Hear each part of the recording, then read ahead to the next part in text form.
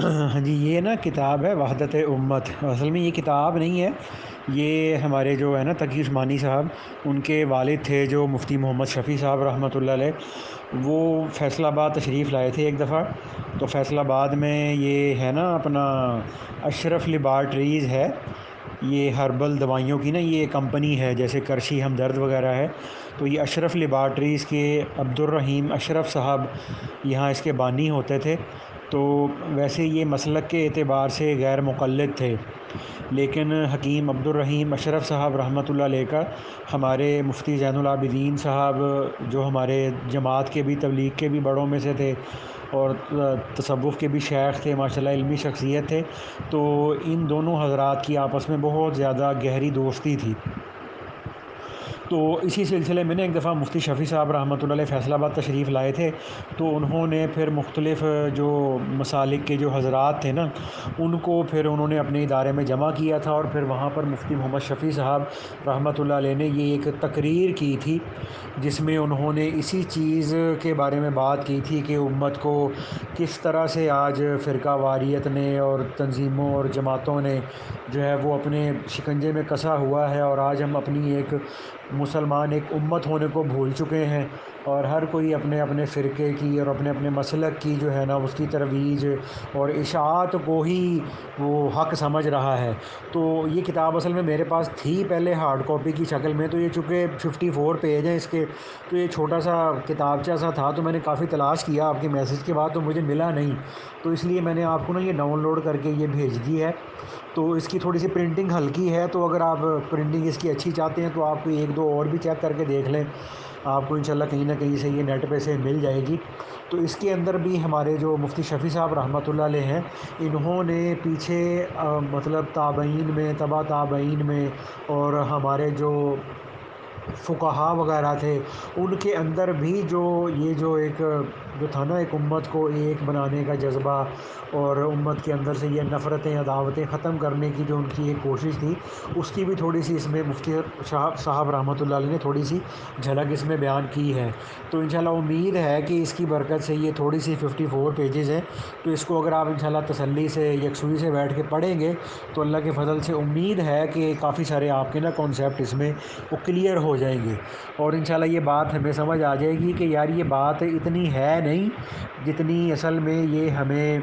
بنا کے دکھا دی گئی ہے۔ تو ہمارے نا یہ ادھر دیوبند کے یہ ایک ہے مولانا ناصر الدین خاقوانی صاحب ہیں، یہ عالمی مجلس تحفظ ختم نبوت کے اس وقت میں نائب امیر بھی ہیں، اور ہمارا جو نقش بندیہ سلسلہ ہے اس کے یہ ماشاءاللہ صاحب نسبت ماشاءاللہ شیخ بھی ہیں، اور ماشاءاللہ کافی لمبا چوڑا ان کا سیٹ اپ ہے پاکستان کے اندر، اگرچہ یہ سوشل میڈیا وغیرہ پہ ان کا کوئی بھی آپ کو تذکرہ نہیں ملتا۔ تو ایک دفعہ ان کی کوئی سپیچ تھی، تو اس میں نا میں نے یہ مطلب اس میں انہوں نے یہ بات فرمائی تھی کہ دیکھو بھائی، بات اصل میں یہ ہے کہ ہمارے یہ جو مسلمانوں کے اندر جتنے یہ مسالک ہیں نا کہ دیوبندی ہیں، بریلوی ہیں، اہل حدیث ہیں، تو اب ان میں نا مسئلہ یہ ہوا ہے کہ یہ جو انگریز تھے نا، یا جو یہ یورپ والے لوگ ہیں، انہوں نے ان تینوں مسالک کے اندر کچھ لوگ باقاعدہ تیار کیے ہیں، اور انہوں نے ان کو فنڈنگ بھی دی ہے، اور وہ دیتے بھی رہتے ہیں، یعنی وہ اب بھی وہ کام کرتے ہیں۔ تو وہ ان تینوں مسالک میں نا کچھ لوگ ایسے یہ تلاش کر لیتے ہیں، اور پھر ان کو یہ سپورٹ کرتے ہیں، ان کو فنڈنگ بھی دیتے ہیں کہ ان کے ذریعے یہ ہمارے مسلمانوں میں نا فرقہ وارانہ اختلافات کو یہ اٹھا کے رکھتے ہیں۔ تو یہ کسی بھی صورت میں نا کوئی بھی ایسی فضا، کوئی ایسا ماحول یہ بننے نہیں دیتے پاکستان کے اندر کہ جس کی وجہ سے ہم سارے کے سارے جو ہے نا اپنے اختلافات کو ایک طرف رکھ کر، یعنی ایک ہوتا ہے اختلاف ہونا، کہ ابھی جیسے دیکھیں نا کہ اب یہ جو ایلوپیتھک ہے، ہومیوپیتھک ہے، اور بھی یہ جو نیچروپیتھی جس کو ہم یہ دیسی دوائیوں کا نام بھی دے لیتے ہیں، تو ان تینوں جو طریقہ علاج ہیں ان کے اندر بہت سارے جو ہے نا وہ اختلافات بھی ہیں۔ اب ایلوپیتھک والے ایک چیز کو کہتے ہیں یہ صحت کے لیے ٹھیک ہے، لیکن ہومیوپیتھی والے اس کی انتہائی شدید مخالفت کرتے ہیں۔ تو یہ چیزیں چلتی ہیں، تو یہ دنیاوی چیزوں میں بھی چلتی ہیں، دینی چیزوں میں بھی چلتی ہیں، دینی مسالک اور جو دینی جو آراء ہوتی ہیں ان کے اندر بھی یہ چیزیں چلتی ہیں، لیکن ان کا اختلاف کا جو ہے نا وہ یہ اختلاف سے آگے بڑھ کر جب یہ ایک دوسرے کے ساتھ نفرت کے پیدا ہونے کا اور ایک دوسرے کے ساتھ قطع تعلق کے پیدا ہونے کا اور ایک دوسرے کے لیے آپس میں ایک دوسرے کے دلوں میں ایک دوسرے کے لیے بغض اور نفرتوں کے پیدا ہونے کا سبب ہو جائے تو پھر یہ چیز جو ہے نا یہ ٹھیک نہیں ہوتی۔ تو وہ ناصر الدین خاکوانی صاحب دامہ برکاتہم یہ فرما رہے تھے کہ اس میں نا غیر مسلموں نے ہمارے جتنے بھی جو ہے نا یہ مسالک ہیں ان کے اندر انہوں نے ایسے لوگ خود پیدا کیے ہوئے ہیں کہ جو اس چیز کو ختم نہیں ہونے دیتے۔ تو ایک دفعہ ہمارے نا یہ کراچی میں جو مفتی محمد تقی عثمانی صاحب، رفیع عثمانی صاحب ہیں، ان کا ایک منتھلی نا میگزین ہے، اس کا نام ہوتا ہے البلاغ، وہ یہ ہر مہینے وہ پبلش ہوتا ہے، تو امید ہے کہ وہ نیٹ پہ بھی مل جاتا ہے۔ تو اس پہ ایک دفعہ میں نے مفتی غالباً تقی عثمانی صاحب کے حوالے سے نا اس میں انہوں نے یہ بات فرمائی تھی کہ ہم نے جو تھے نا ہم مطلب کہہ لیں کہ جو دیوبند اور جو بریلوی مسلک کے جو بڑے حضرات تھے نا، یعنی ان دونوں کے لیول کے، یعنی جس لیول پہ تقی صاحب ہیں، رفیع صاحب ہیں، اسی لیول پہ جو بریلوی مکتبہ فکر کے جو بڑے حضرات ہیں یہ فرماتے تھے کہ ہم نے آپس میں بہت ساری ملاقاتیں کی تھیں اور ہم نے پھر آپس میں بیٹھ کے یہ طے کیا تھا کہ بھئی اصل میں ماضی کے اندر ہمارے آپس میں جو اختلافات چلتے رہے ہیں اب ہم ان اختلافات کو پس پشت رکھ دیں اور آپس میں اتفاق اور اتحاد کے ساتھ ہمیں اب آگے چلنا چاہیے۔ تو اس وقت میں جو تھے نا ہمارے جب یہ انہوں نے تھوڑی سی یہ تحریک شروع کی تھی اس وقت میں ہمارے دیوبند میں شیخ الحدیث مولانا سرفراز خان صفدر صاحب رحمۃ اللہ علیہ، یہ ان کو ہمارے دیوبند مسلک کے اندر امام اہل سنت کا بھی لقب دیا جاتا تھا، اور یہ اتنے بڑی سطح کی شخصیت تھے کہ سرفراز خان صفدر صاحب رحمۃ اللہ علیہ یہ فرمایا کرتے تھے کہ بھئی اللہ تعالیٰ کے فضل و کرم سے میرا اتنا مطالعہ ہے اور اللہ تعالیٰ کے فضل و کرم سے میری اتنی تحقیق ہے کہ اگر میں چاہوں تو میں ائمہ اربعہ کے متوازی اپنا ایک نیا مذہب امت میں جاری کر سکتا ہوں، ائمہ اربعہ کی طرح امت میں اپنا ایک فقہی مذہب جاری کر سکتا ہوں، لیکن پھر فرمایا کہ بھئی اصل میں نا اپنے بڑوں اور اسلاف کے پیچھے چلنے میں خیر ہوتی ہے۔ تو یہ اتنی بڑی سطح کی شخصیت ہے، اور یہ جو سرفراز خان صفدر صاحب رحمۃ اللہ علیہ تھے یہ آج کل ہمارے جو مولانا زاہد الراشدی صاحب ہیں نا ماشاء اللہ ان سے دیندار لوگ واقف ہیں، تو یہ ان کے والد تھے سرفراز خان صفدر صاحب رحمۃ اللہ علیہ، یہ مولانا زاہد الراشدی صاحب کے والد تھے۔ تو رفیع عثمانی صاحب نے یہ کہا کہ پھر جب ہم نے کچھ تھوڑا سا نا آپس میں مطلب بریلوی علماء کے ساتھ بیٹھ کر ہم نے جب تھوڑی سی اس بارے میں میٹنگ کی کہ بھئی ہمیں آپس کی یہ نفرتیں اور یہ چیزیں ختم کرنی چاہیے، تو رفیع عثمانی صاحب نے کہا کہ بھئی میں نے پھر اسپیشل کراچی سے سفر کیا، اور یہ گجرانوالہ کے پاس ہے گکھڑ منڈی ایک علاقہ ہے، تو اس علاقے میں مولانا سرفراز خان صفدر صاحب اس وقت حیات تھے، تو یہ یہاں ان کا مدرسہ تھا اور وہ یہاں اپنا سارا علمی کام اور کتابیں لکھنا وغیرہ سب کچھ کرتے تھے۔ تو فرمانے لگے کہ میں پھر کراچی سے سفر کر کے سرفراز خان صفدر صاحب رحمۃ اللہ علیہ کے پاس آیا اور میں نے ان سے یہ بات کی کہ حضرت ہم یہ کام کرنا چاہتے ہیں کہ یعنی یہ ہمارے جو مسالک کے بیچ میں ایک نفرت اور ایک شدت کی ایک جو دیوار کھڑی ہے ہم اس کو نا تھوڑا کم کرنا چاہتے ہیں، اور اس سلسلے میں ہم جو فی الحال یعنی پہلے سٹیپ میں ہم دونوں مسالک کے جو بڑی جو ٹاپ کی جو ہوتی ہے نا قیادت، ہمارا آپس میں ملاقاتیں کر کے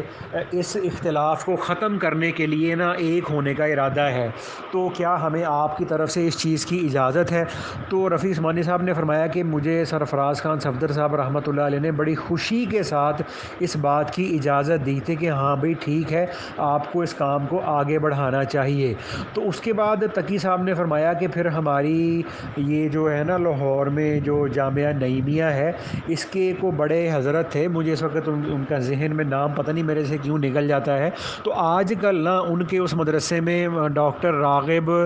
نعیمی صاحب ہوتے ہیں، تو یہ ڈاکٹر راغب نعیمی صاحب کے والد صاحب تھے اور بڑی معروف شخصیت تھے اور بہت معتدل شخصیت تھے۔ تو حالانکہ وہ اپنے بریلوی مسلک سے تعلق رکھتے تھے، لیکن ان کے اندر یہ جو ہے نا ایک شدت اور دوسرے کی تحقیر اور تکفیر اور دوسروں پہ فتوے لگا دینا، وہ ان میں وہ چیز نہیں تھی۔ تو وہ جو بھی اختلافات ہوتے تھے آپس میں کوئی دیوبند سے یا آپس میں کسی اور مسلک سے، تو وہ ان چیزوں کے قائل تھے کہ بھئی ہمیں ان اختلافات کو عوام الناس میں نہیں لے کے آنا چاہیے، ہمیں ان اختلافات کو جو ہم آپس میں جو ہے نا ان کے ہی اندر ہمیں رکھنا چاہیے۔ تو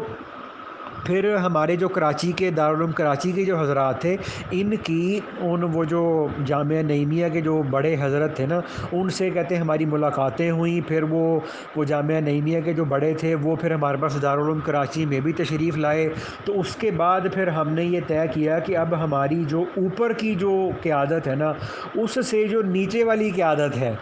تو اب ہم نا اس میں اپنی یہ بات کو چلائیں گے۔ تو اتنے میں کیا ہوا کہ غالباً کوئی ایسا مسئلہ ہوا کہ کوئی ایسا خود کو حملہ آور آیا اور اس نے یہ جو تھے نا، پتہ نہیں مجھے ذہن میں بار بار نام نہیں ان کا آ رہا، جو جامعہ نعیمیہ کے وہ جو بڑے تھے اور ڈاکٹر راغب نعیمی صاحب کے والد تھے، تو ان کے وہ دفتر میں آیا اور اس نے اپنے دفتر میں آ کر جو ہے نا اپنے آپ کو، جیسے وہ سوسائڈ بامبر ہوتا ہے نا، اس نے اپنے آپ کو اڑا دیا اور جس کے نتیجے میں وہ مفتی صاحب بھی شہید ہو گئے، وہ بھی اللہ کے پاس چلے گئے۔ تو اس کے بعد سے نا پھر یہ کوئی بات آگے کوئی اس پہ نہ کچھ چل نہ سکی، اس پہ نہ پھر سارے حضرات آپس میں نہ بیٹھ کر کوئی اتفاق نہ کر سکے۔ تو اسی طرح سے ہمارے یہ فیصل آباد کے اندر ہی سلسلہ قادریہ جو تصوف کا ہے، اس کے شیخ ہیں جاوید حسین شاہ صاحب۔ تو اب ان کا بھی میرے پاس ایک چھوٹا سا نا ایک واعظ تھا، وہ بھی چھپا ہوا تھا رسالے کی شکل میں، تو وہ بھی 32-30 صفحے کا تھا۔ تو اب میں وہ بھی تلاش کرتا رہا، تو اب وہ بھی مجھے اپنی وہ کتابوں میں نہیں ملا۔ تو یہ ایسے ہو جاتا ہے کہ جب کوئی چیز تلاش کرنی ہو پھر وہ نہیں ملتی۔ تو اس میں بھی انہوں نے نا پورا ان کے مدرسے میں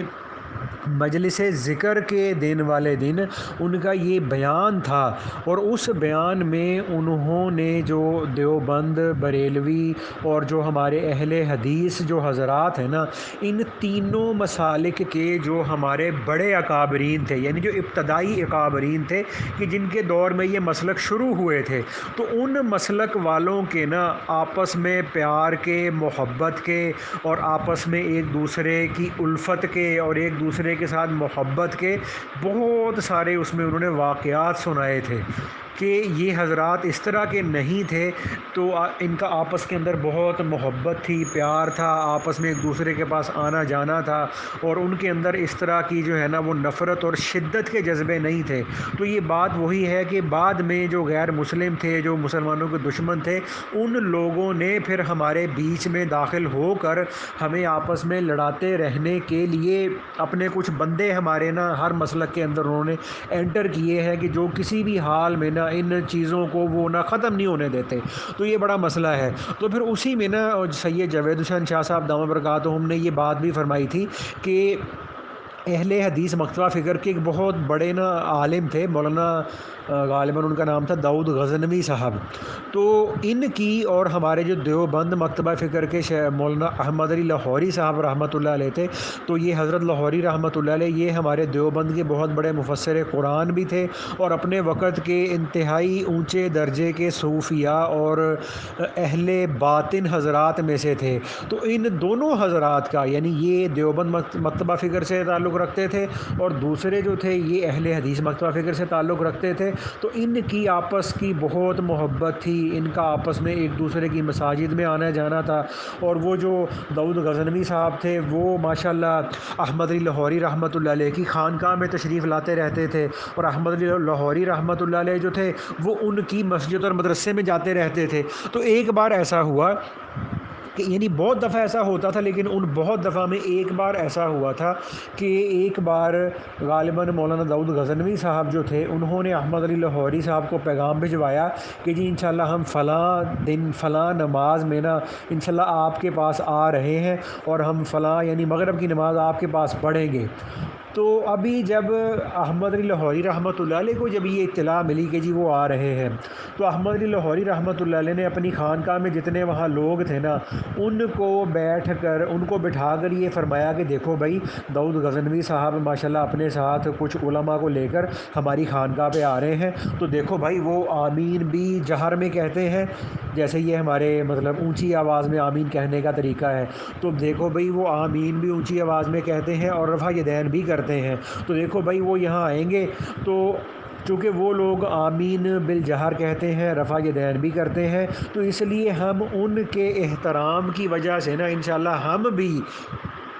آمین بالجہر بھی کہیں گے اور رفع یدین بھی کریں گے۔ اب اللہ کی شان ہے کہ دوسری طرف داؤد غزنوی صاحب جب اپنے مدرسے میں بیٹھے ہوئے تھے، تو ان کے ساتھ جو علماء جانے جا رہے تھے نا حضرت لاہوری رحمۃ اللہ علیہ کی خانقاہ میں، تو انہوں نے اپنے حضرات سے کہا کہ دیکھو بھائی، ہم احمد علی لاہوری رحمۃ اللہ علیہ کی خانقاہ میں ہم وہاں انشاءاللہ مغرب یا کوئی بھی نماز پڑھیں گے، تو دیکھو بھائی وہ ہیں حنفی، تو وہ آمین بھی اونچی آواز میں نہیں کہتے، وہ رفع یدین بھی نہیں کرتے، تو دیکھو بھائی ہم وہاں جائیں گے، وہاں نماز پڑھیں گے، تو ہم ان کے احترام اور ادب میں نا تو ہم بھی اونچی آمین نہیں کہیں گے، رفع یدین بھی نہیں کریں گے۔ تو اب جب دونوں حضرات کی جو وہاں ملاقات ہوئی، جب نماز کا وقت ہوا، تو اللہ کی شان ایسی تھی کہ جو لوگ رفع یدین کرنے والے اور آمین بالجہر کہنے والے تھے، وہ اس نماز کے اندر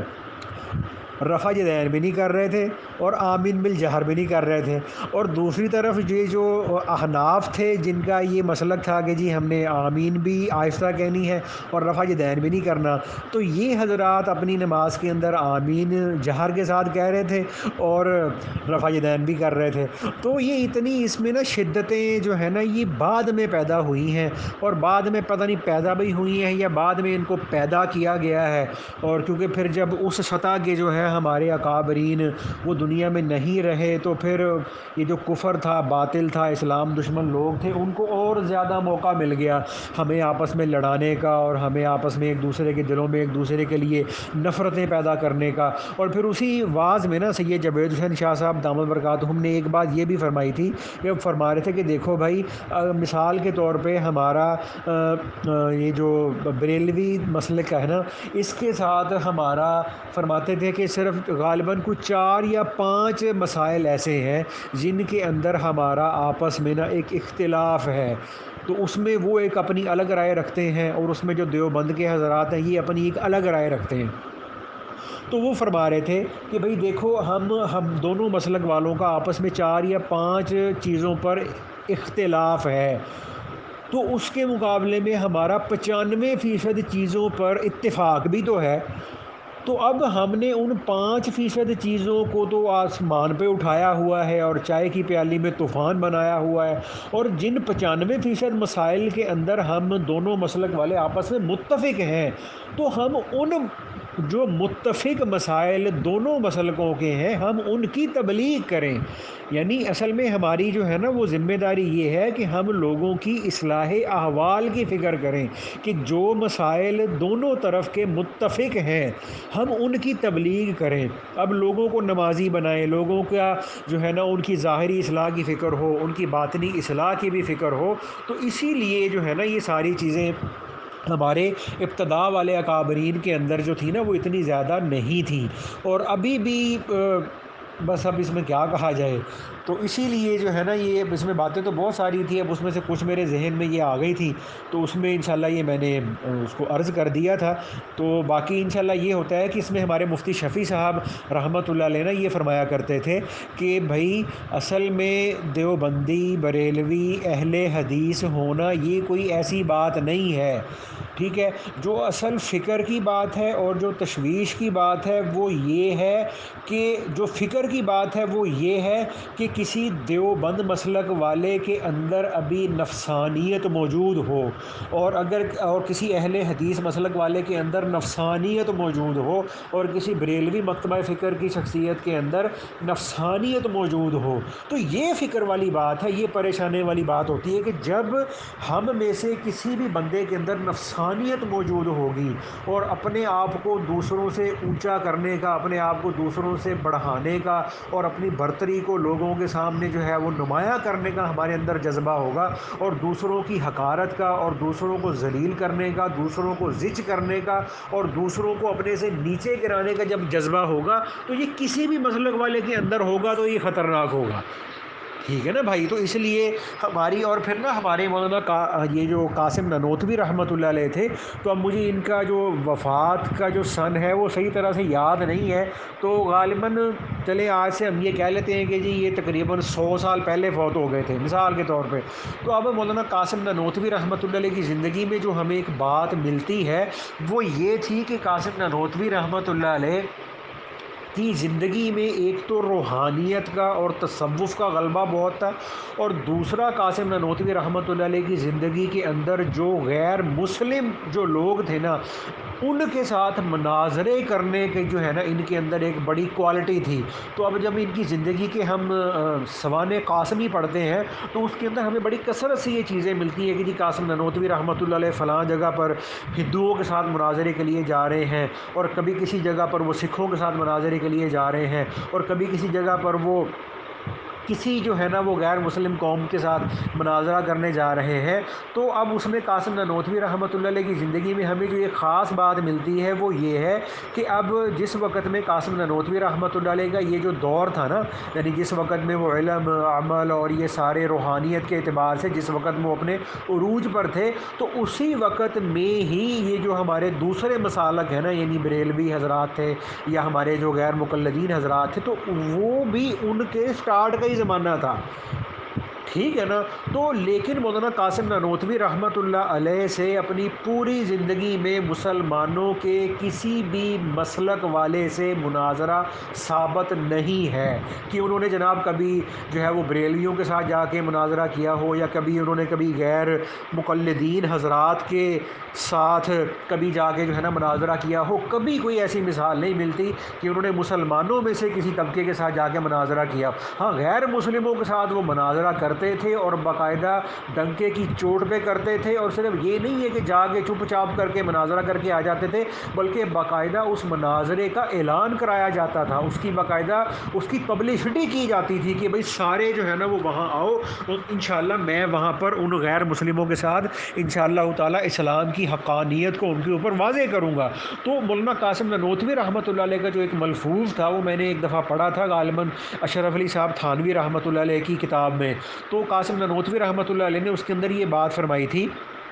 کہ دیکھو بھائی اس وقت میں مسلمان پوری دنیا کے اندر مغلوب ہیں، یعنی وہ وقت، یعنی وہ زمانہ تھا جس وقت میں 1857 کی جنگ آزادی ہو رہی تھی، اور اس کے اندر جو ہے وہ ہزاروں ہزاروں علماء کو شہید کیا جا رہا تھا، اور مساجد کو شہید کیا جا رہا تھا، اور مدارس کا بالکل نام و نشان ختم کیا جا رہا تھا، تو یہ وہ وقت تھا۔ تو اس وقت میں مولانا قاسم نانوتوی رحمۃ اللہ علیہ نے یہ بات ہمیں فرمائی تھی، فرماتے تھے کہ دیکھو بھائی یہ جو آپس کے مناظرے اور آپس کے بحث مباحثے یہ جو ہوتے ہیں نا مسلمانوں میں، یہ اس وقت کرنے کے لیے ہوتے ہیں جس وقت میں مسلمان پوری دنیا پر غالب ہوں، اور باقی ساری دنیا کی جو اقوام ہیں، جتنی قومیں ہیں، وہ ان کی مغلوب ہوں، ان کے ماتحت ہوں۔ تو اس وقت میں چونکہ اب مسلمانوں کے پاس کرنے کے لیے کام کوئی نہیں ہے، ٹھیک ہے نا، تو اب اسلام کی اشاعت بھی ہو چکی ہے، لوگوں تک دین بھی پہنچ چکا ہے، ٹھیک ہے، اور بظاہر جو ہے وہ جہاد کی بھی، جو جہاد میں سیف ہوتا ہے، اب اس کی بھی کوئی صورت باقی نہیں ہے، مسلمان پوری دنیا کے اندر حکمران ہے، اور ساری دنیا کی جتنی غیر مسلم قومیں ہیں وہ مسلمانوں کے ماتحت ہو کے زندگی گزار رہی ہیں۔ تو فرماتے تھے کہ ہاں بھئی اب وقت ہے کہ ابھی اب تم آپس میں بیٹھ کے جو ہے نا تم کہو گے جی یہ